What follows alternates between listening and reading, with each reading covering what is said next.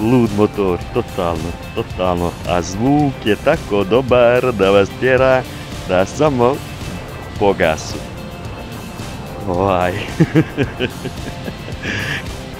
Kako god da promijenite stepen prenosa brzinu, bilo ka većim ili ka nižim brzinama, nikakvog trzaja nema, ali baš nikakvog.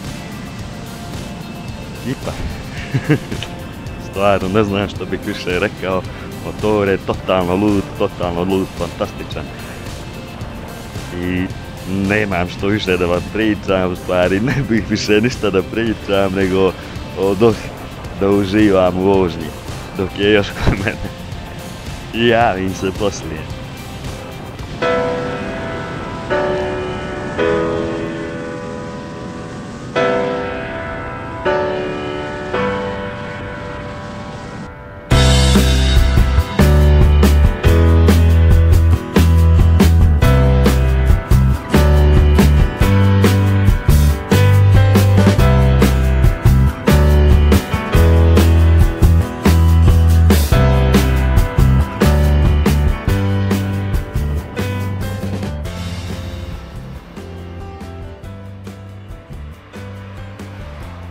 Pozdrav društvo, dobrodošli u novi video na kanalu Motorista.net.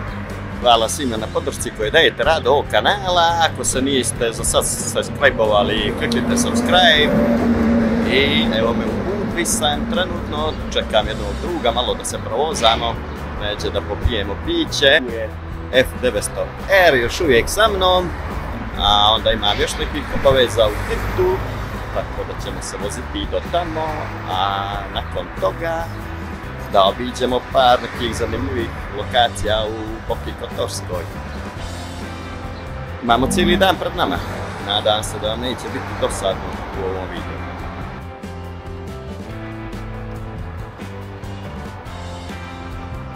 Ovo je to mašina. F900R. Ajmo neđe tamo iza Svetog Stefana ka Petrovcu neđe, gdje je lijep pogled. Moram poslije probat toga kinka, a?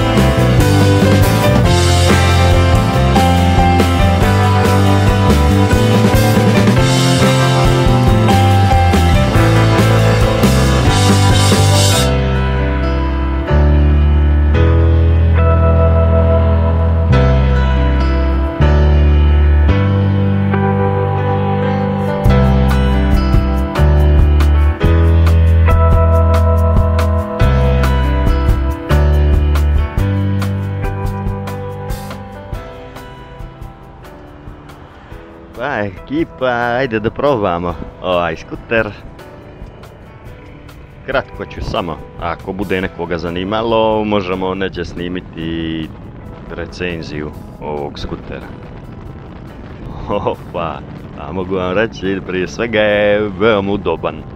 Ogroman skuter, kao u fotelji se sjedi, ova potpora za leđa je fenomenalna i dosta lijepo povlači za svojih 300 kubika i koliko negdje, ja mislim 34-5 konjskih snaga. Kao što rekoh, neću puno dužiti o njemu, ako vas zanima možemo da snimimo detaljno.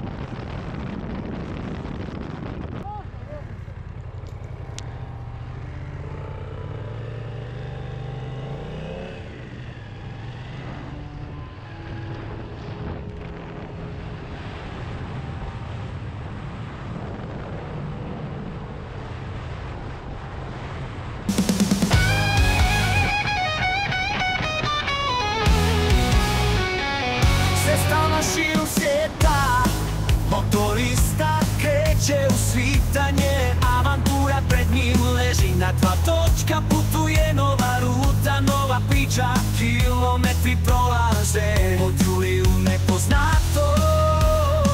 Kad si ustavi svaka vožnja sloboda je. Motor grmi, krivine lovi kroz planine, doline, gradove, ruka na gasu, brza je. Potrazi za avanturom uvijek je. Motorista, motorista, ne. Ne, guma škripi pod pritiskom gasa, adrenalin raste, osjećaj neopisiv je. I ekipa, tu sam na izlazu iz Budve, stao da zamijenim rukavice jer stvarno je vruće, znači idemo zatuvat da obavim neke obaveze i krećemo vožnju kroz Potpur, obiđemo par nekih interesantnih lokacija. Ajmo! Potrazi za avanturom uvijek je. Motorista, motorista, ne. Svaka ruta novu priču krije, ljepotu svijeta da otkrije. Na dva točka u ritmu vjetra, samo ne boli nigdje. Motor grmi, krivine lovi kroz planine, doline, gradove, ruka na gasu miruje. Potrazi za avanturom uvijek je. Motorista, motorista, ne.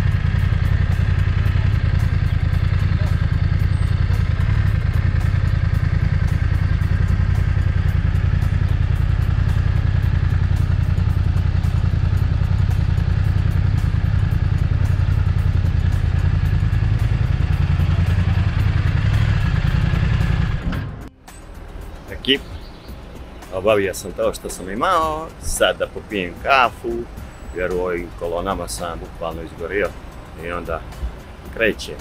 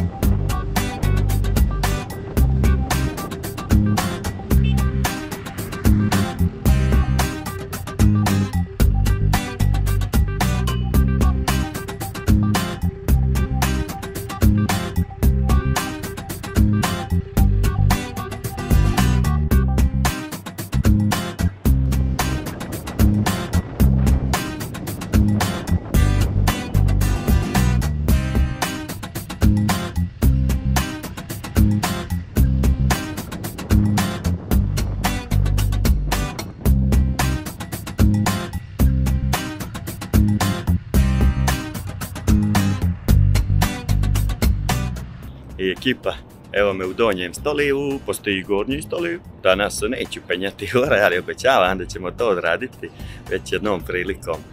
Malo da prošetamo, Stoliv, Prčanj, Kotor, popričamo i to je to. Malo lijepih kadrova, ima mnogo interesantnih stvari u ovim malim naseljima u Boki Kotorskoj. Ajmo malo u obilazak.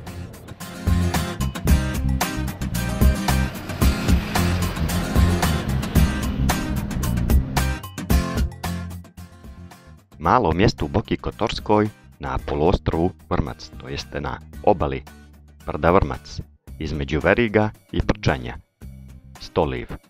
Postoji donji koji je na obali i gornji koji je na brdu Vrmac. Do njega se mora ići pješke kroz šumu. Šuma je kestenova, a Stoliv je također poznat po maslinama.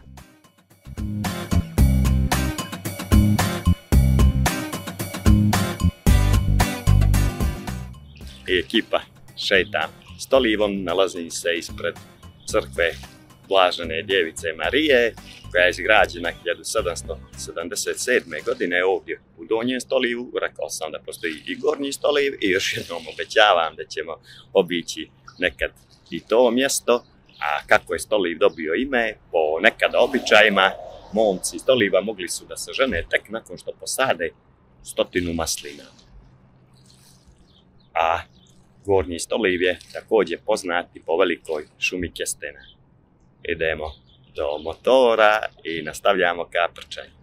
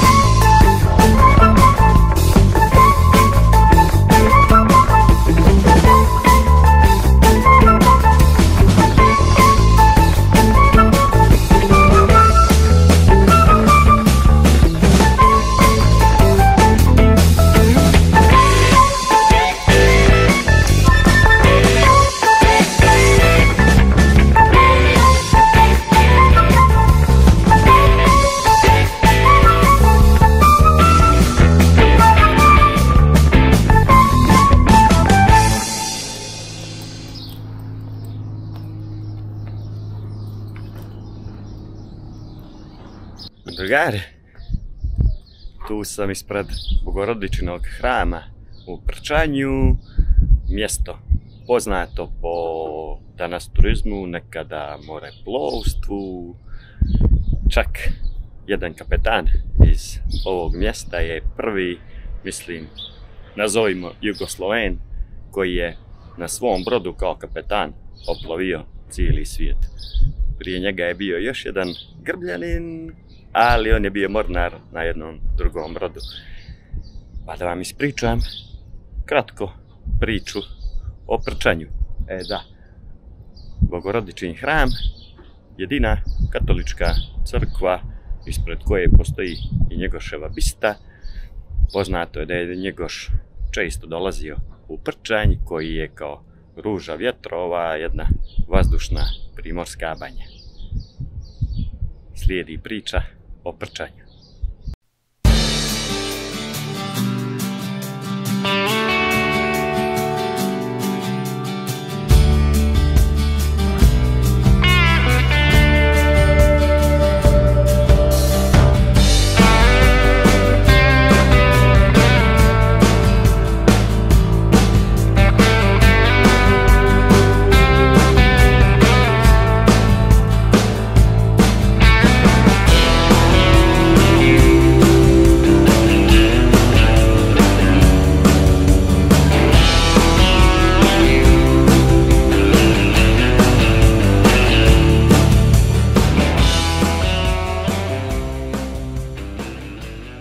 mora i planine ovdje stvara ružu vjetrova, koja je ljekovita za disajne organe.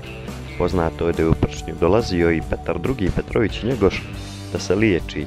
Odsjedao je u palati Beskuća 1844. godine, pa su je stanovnici Prčnja prozvali Vila Njegoš.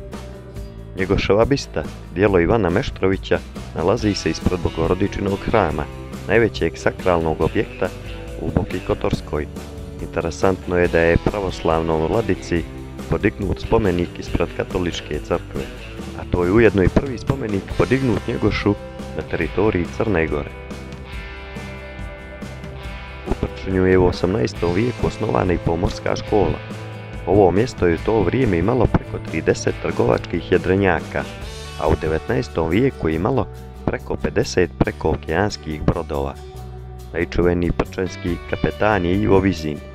Prvi je južni Sloven koji je polovinom 19. vijeka otplovio svijet na svom jedrenjaku pod imenom Splendido. Danas je Prčan turističko mjesto i riznica kulturno-istorijskih spomenika koji zadivljuju posjetioce.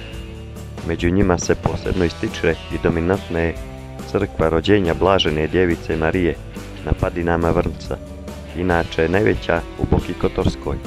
Građena je u periodu od 1789. godine do 1913. godine po projektu venecijanskog arhitekte Fernandina Makarucija.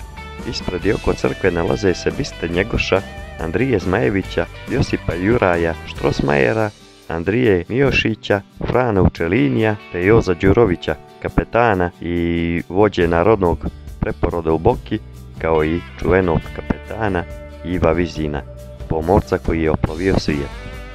U Prčnju se nalazi i pravoslavna crkva Svetog Petra Cetinskog, sagrađena 1976. godine.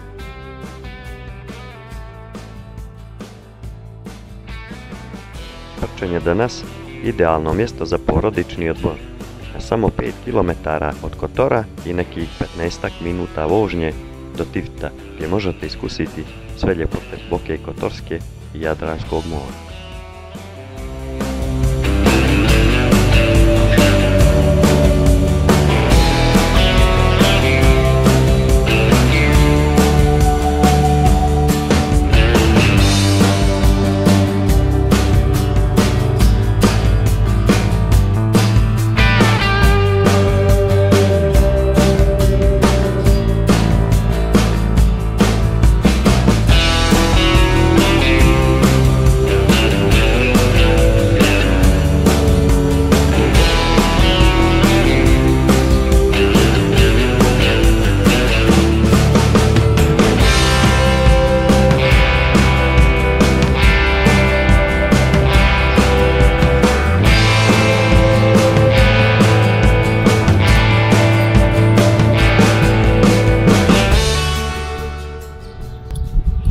I ekipa, nadam se da vam je bila interesantna priča, da su vam se kadrovi svidjeli.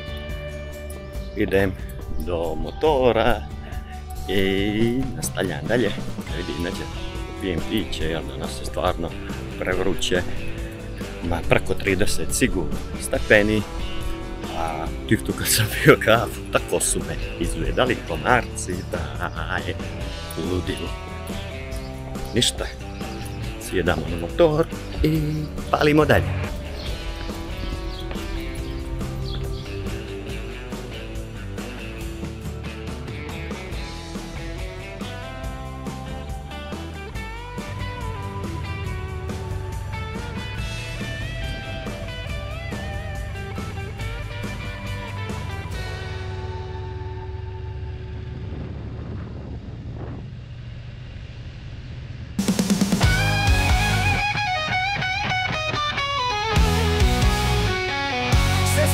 Širom svijeta motorista kreće u svitanje, avantura pred njim leži na 2 točka, putuje nova ruta, nova priča, kilometri prolaze od juli u nepoznato.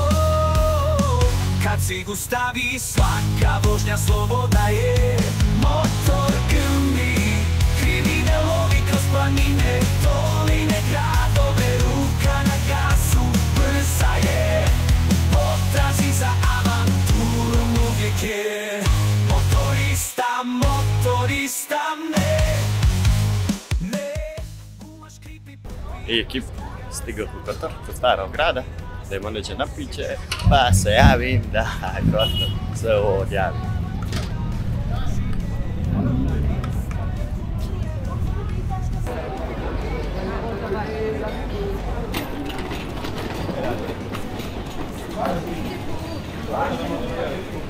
어디? 여기도 예쁜데?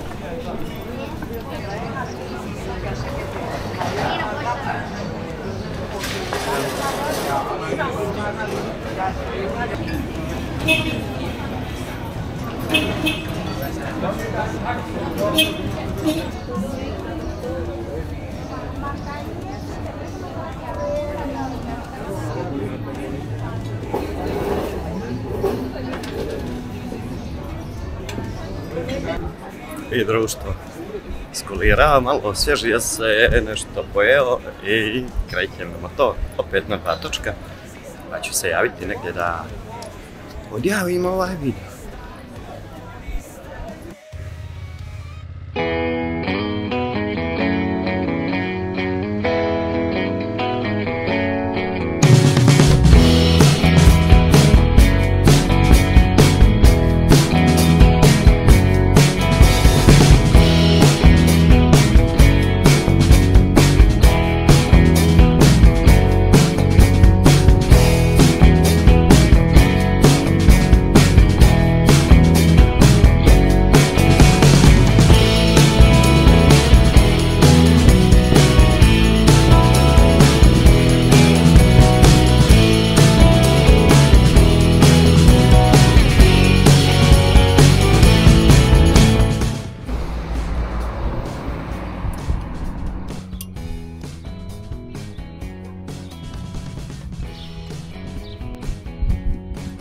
I ljudi moji, došli smo tako do kraja i još jedna od videa na kanalu Motorista Mane.